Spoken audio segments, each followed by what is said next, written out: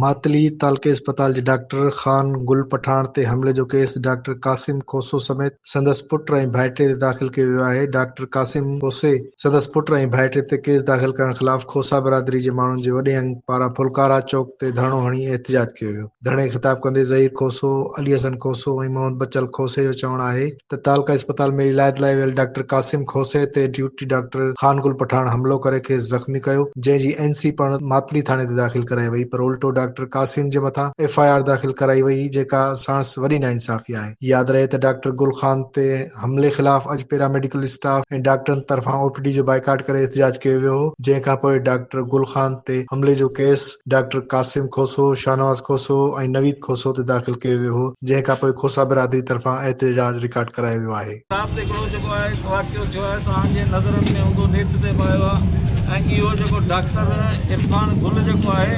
इहो एॾो त दहशतगर्दी करे वेठो आहे त हिनखे मातली हिन अस्पताल में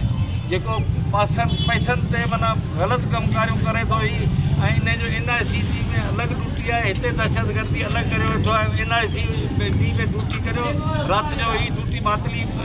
अस्पताल में ही ॾेई कोन थो। ऐं इन ते असांजो जेको बुज़ुर्ग इहो बि जेको 30 साल डॉक्टरी जे पेशे सां रहियो आहे, उन जे MSc खे चयो त आउं दिलि जो मरीज़ आहियां, मूंखे अधु कलाकु थी वियो आहे, डॉक्टर आई कोन्हे। MSc खे चयो त बाबा मरीज़ जेको आहे उहो ख़ुदि डॉक्टर आहे, तव्हां हुन अस्पताल में हाज़ुरी ॾियो, हुनजो ट्रीटमेंट करियो। उन ई तव्हां हुन खां झड़प पटी